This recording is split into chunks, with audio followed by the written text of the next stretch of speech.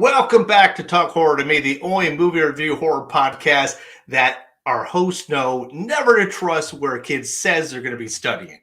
But before we bring in Carly and Ashley, Brooke is not feeling well. She'll be back next time. Let's see what we're checking out tonight. So, The Exorcist Believers, a 2023 American supernatural horror film directed by David Gordon Green, who co-wrote the screenplay with Peter Sattler from a story by Scott Teems, Danny McBride, and Green. It is the sixth installment of the Exorcist franchise and serves as a direct sequel to The Exorcist from 1973. In The Exorcist Believer, when daughter Angela and her friend Katherine show signs of demonic possession, it unleashes a chain of events that forces single father Victor Fielding to confront the nadir of evil. Terrified and desperate, he seeks out Chris MacNeil, the only person alive who has witnessed anything like it before. Boom, that's because I was ill-prepared. That's why you got no sound and you got no summary, and I had to read it backstage. But with that, let me bring in my lovely, lovely co-hosts, Carly and Ashley. Welcome. Hello. You did a wonderful job. Well, yeah, it was awesome. You would have known it wasn't Memorex. But with that, who picked this demonic film? I did. It was one I wanted to do, and when I saw it was coming on Peacock, I was like, "Ooh, we've got time, like 2 days to watch it." Yes, and we can all attest that Carly has been jonesing to watch this film and report on it. This is no joke. The girl was like, "When's it coming out? When's it coming out? I need my Exorcist fix."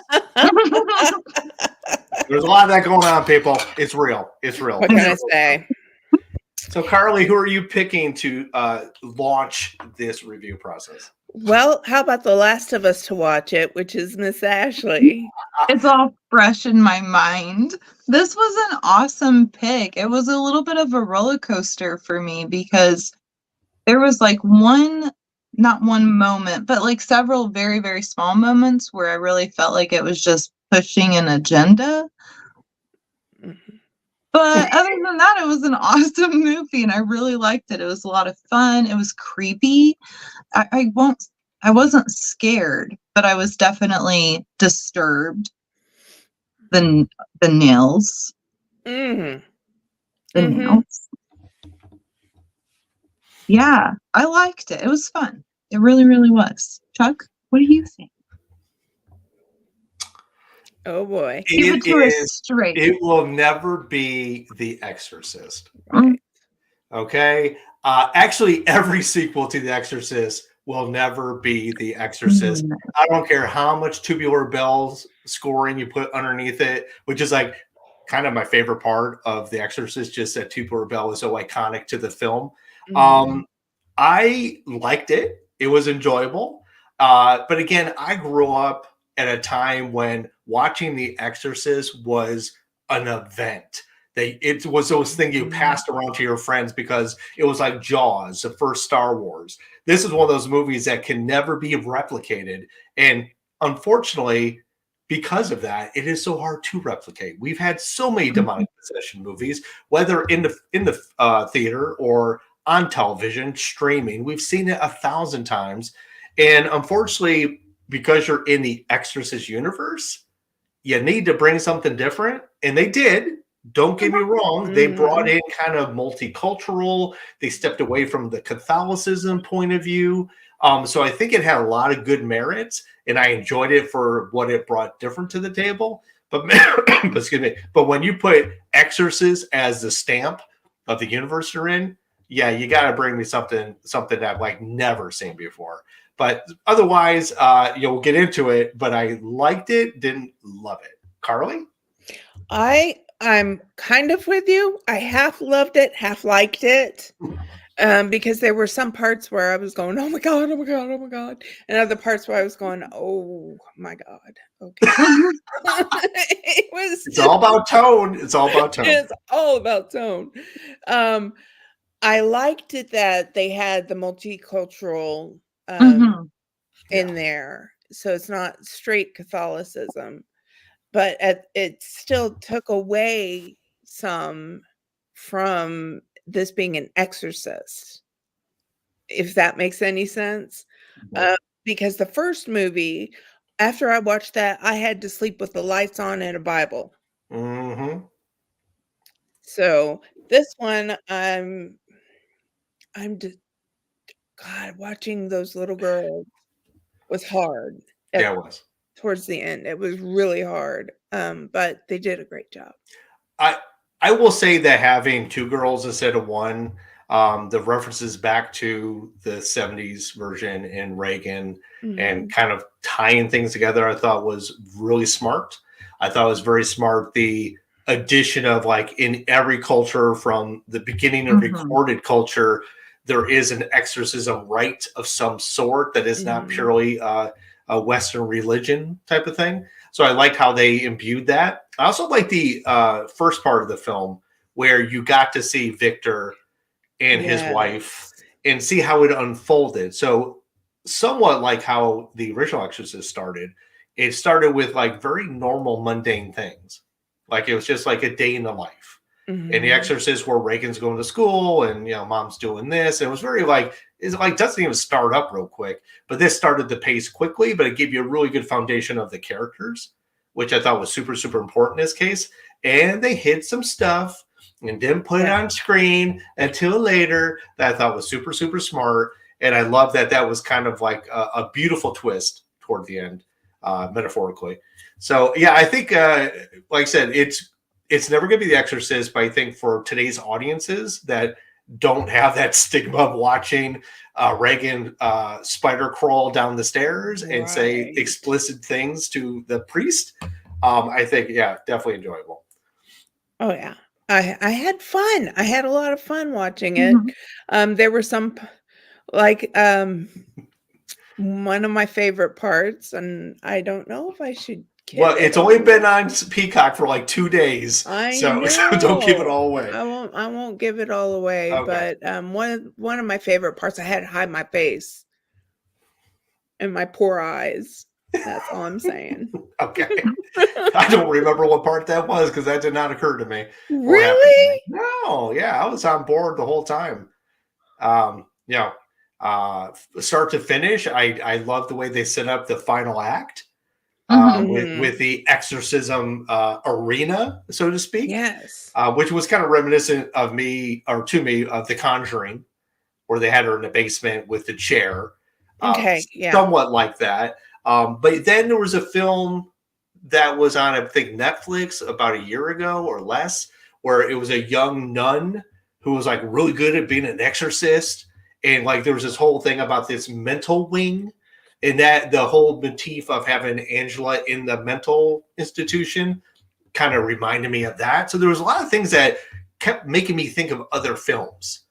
And I think the only thing I saw new, like that I thought was really cool, was bringing in, the shaman, bringing in the more secular person who has a religion. You brought in the pastor, you brought in the priest, you brought in the family. There was a lot of things going on that I thought was super, super interesting. I think really heightened the third act to such a great degree that really, but like there was that 3 days gone thing that I thought they really could have like kept going with it. They really could have put more behind it and give it a little more tension other than like lost, found.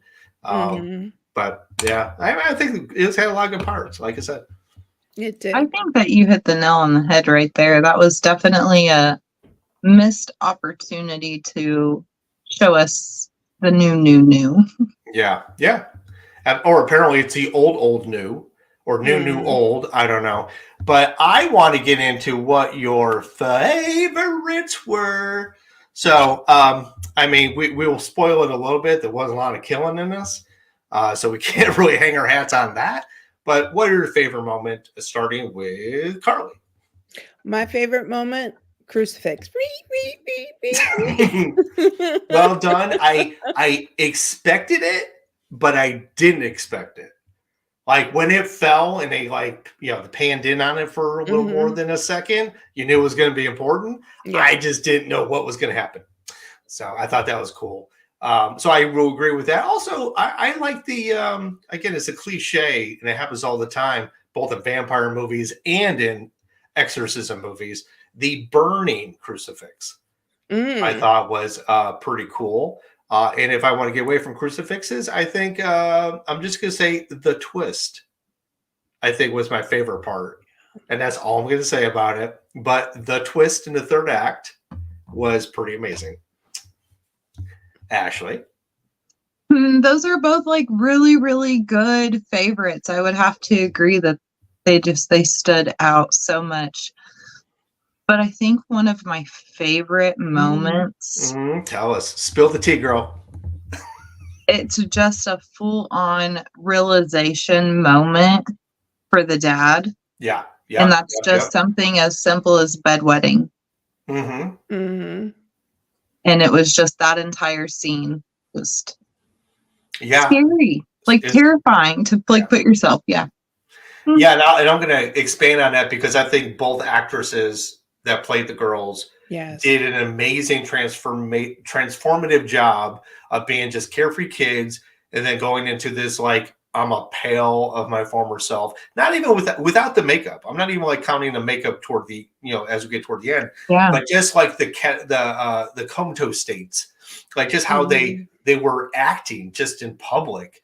It was creepy. It was creepy. So well done. I mean, the church scene. Oh yeah. The first day back church scene I thought was amazing and well crafted. I said, given points. I mean, I'll take some points away, but only because it's not what I want it to be. I want to feel that feeling of the original 1970s Exorcist. But if it had been its own Exorcist movie, you could have done every single thing you did without the referencing to 1973. Like if Ellen Barkin had been just some person that we know from the Prelude, that she was a person talking about it for 20 years. It could have been just on its own a perfect film. So, hi Shirley. Hi. Hey. I don't know. Let's see. What do we got? Do we got comments? Let's look at the comments. Yes, we do. Oh, she just said hi. Okay, we'll throw up there. Hi back. Good to have you with us.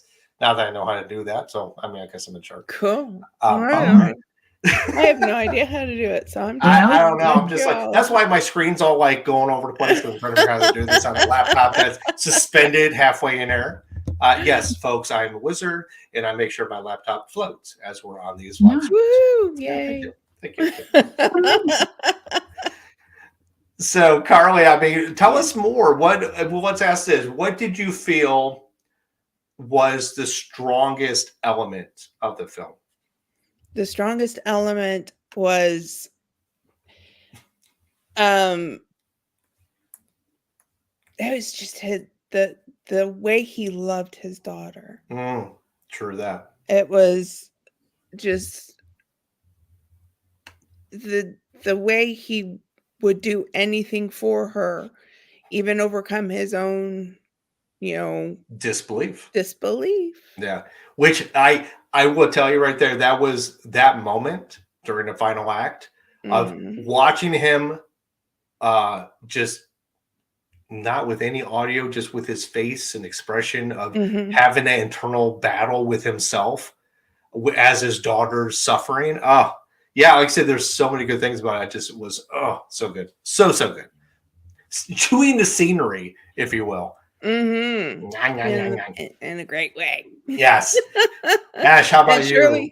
Shirley says she's seen the trailer, did not care for it. Only thing I've already put her on screen. So I'm she's sorry. on screen. Only thing interesting was the mother returning, is what she's saying. Whose mother? The mother came back? What happened? No. So Ash, what was your the most, I don't know, the strongest moment for you or element? There was really in the cemetery scene, I kind of teared up a little bit. It got me. Which one? There was a couple cemetery scenes. The conversation between Dad and the witchy woman. Okay. When she's collecting roots. Yeah. Yeah. Yeah. All of that was just super sweet. And I think it was more a more practical way of describing what it is I think the film was trying to say. Like I said, all this kind of agenda moments. So it was like that was a nice practical moment versus the kind of the repetitive nature of people being told it's not just this, not just this. I mean, Ellen Burstyn said it. She said it like 8 times. I studied the entire planet. I mean, how many times you have to listen to her say it? It's like that was poor choice of dialogue, and I think we'd already had it hammered home very well in a very elegant way without it being just, just that extrapolation again of having to hear it again. So, for me, hi Brooke. Brooke is here. Brooke. What's Brooke got to say? She's saying stuff. Let's see what Brooke has to say. She probably I love got the movie. Unrated version. She probably does have the unrated version. Oh my god, probably. I wonder what would be in the unrated like version. Yeah, and actually, I was kidding. I knew which mother exactly we were talking about. Yeah. But again, there was a mother in the film, which I thought was funny. Oh no! Hey guys, sorry. Brooke says no. She doesn't have the unrated version, so I've lost all respect for her. With me, I'm going to say the most important element of this film was twofold. One, it tried to do something different than the original while trying to be very paying homage to the original. Did they succeed on all fronts? No. And the reason why they didn't is because if you're paying homage to the original, you're never going to be the original, especially in this type of case. It's not like the Scream franchise where all you got to do is just keep ratcheting it and it's always fresh and new. Exorcist is a mainstay and it's hard to really cap it. But doing something different, I thought, was a good way to approach the film. So in that way, I would agree that it's doing that. And just for Brooke, hey Brooke, from Shirley, she loves you. She didn't say it, but I know she meant it. Read between the lines. That's right. I mean, it's only one line, but we'll read between them. But with that being said, I'm sorry, guys. Now I have to go back to the other screen. How are we going to rate this film? Because that's really important to me. So, Carly, pick who's going first. You are, Chuck. No, hey, wait, I'm not ready. Listen, I watched it before both y'all, and I've forgotten everything about it. I will say I will give this film. Okay, all right. I have 2 of them, and I think the second one is more funny, but the first one I think is more important. I will give this film 3.5, not because it's a bad film. Do not get me wrong. It's just that it's not 1973 Exorcist. That's it. But I will give it, you know what? I'll give it 3.75. Hey, knock, knock, knock, knock. The fight's in there. Nice. Nice. Very nice. Ashley, what do you rate it?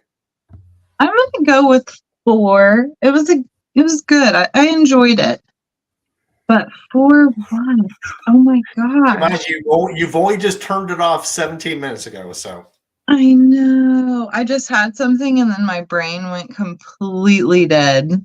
Jiminy crickets. 4 Jiminy crickets. Just let the audience know there were no Jiminy crickets in this film. And I'm going to go with a 3.9. Just because there were parts where I was going, oh my god, okay, speed up. 3.9 ripped off fingernails. Okay, that's what I was going to say. I was going to say take a drink of water every time there's a nail. Yes, you'll be hydrated. God. I did like how she was scraping the name Reagan inside the whatever room she was in. I thought that was a nice reverse pan. And that's when Ellen was like, she knows who I am. But, I really, your opinions are very important to me, but whose opinions are more important to me is Shirley. Shirley, what did you give this film? She didn't have to see it. She gives it a 2. Gives it a 2 just right off the bat. That's just baseline Shirley. I give it a 2. And she also has to say, it's like, not so much. It was not like the original. So, and I agree. True.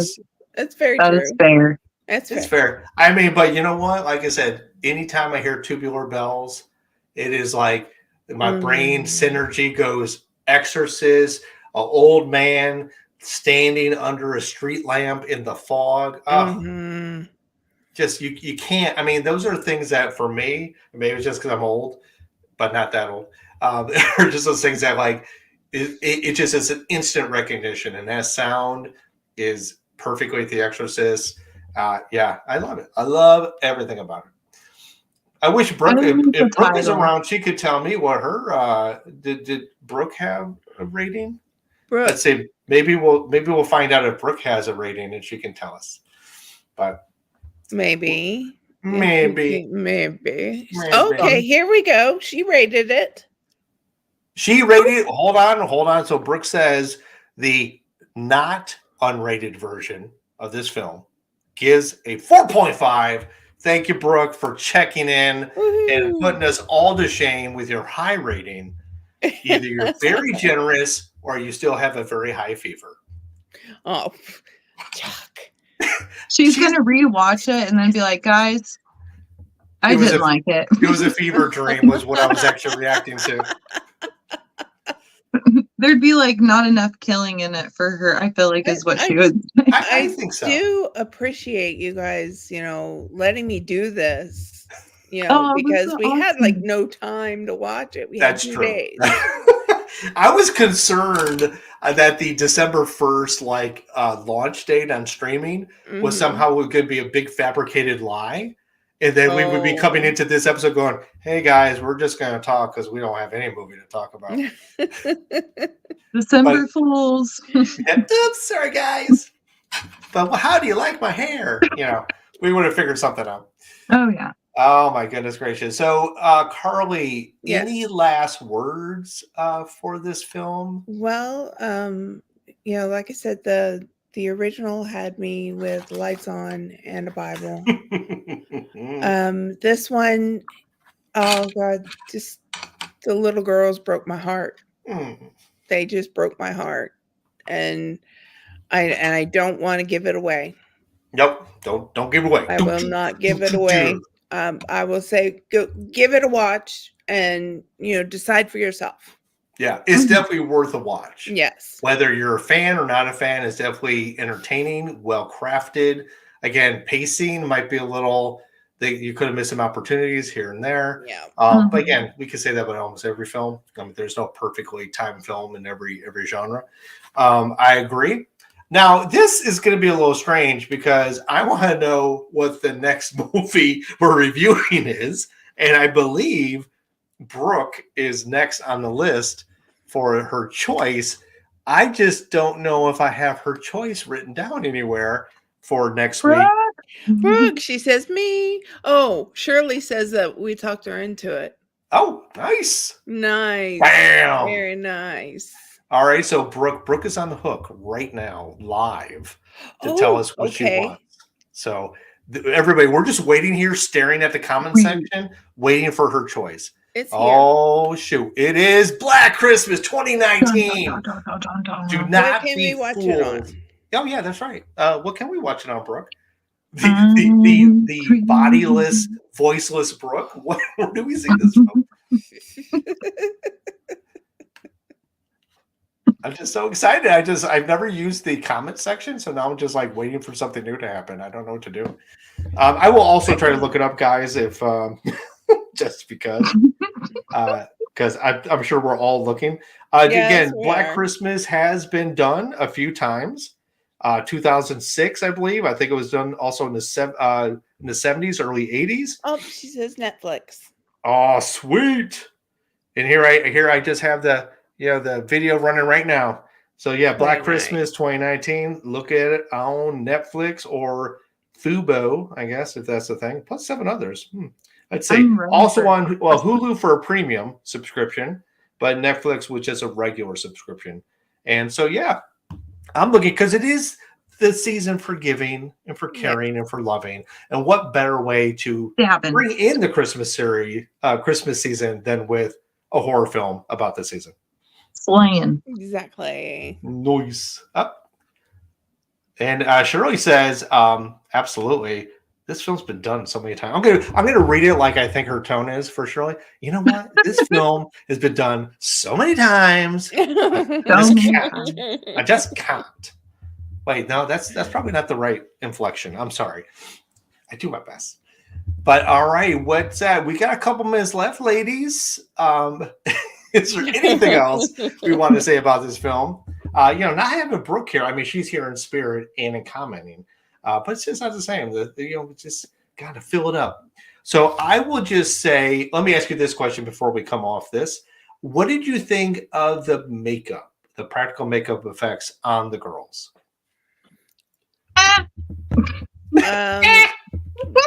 It was all right.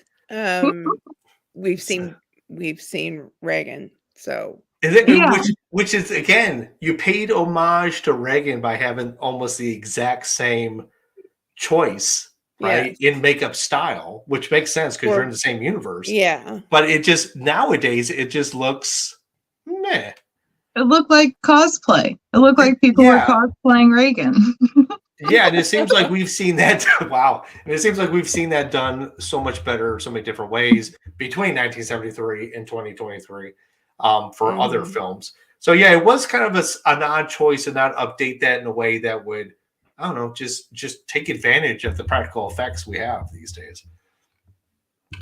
I mean, we didn't even get no twisted joints or crab walking or moon walking. No, I mean, it's, but we got two of them.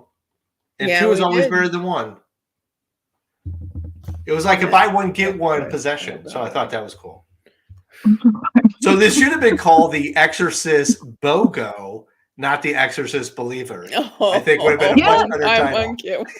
I would have been more on board with that one because the whole time I'm just sitting there singing the Believer song in my head. Like, and Shirley says, hold on. She's got a couple. Shirley says it doesn't translate well for today. Absolutely. And she also says, she says crept because she loves her pastries, but still creeped out by the first one. Absolutely. She did say, yes, I meant creep. I think she's talking about me in my impression of her. She's calling me a creep. I think is what's going on. So.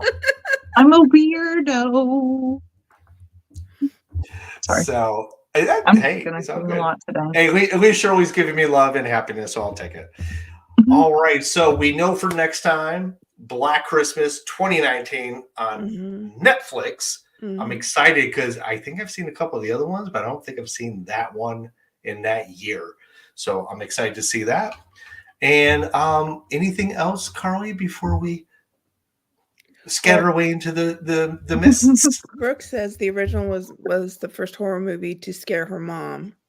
Oh, nice. Yeah. This one, it's the last two words in the whole movie got me. And those two words would be the end. Oh, no, you don't mean at the end of the credits. Okay, I'm sorry. Okay. No, I did not. I did not. The last two words were toodaloo, everyone, just so you know. We're going to go ahead. It was like, Groupon. That was the last two words.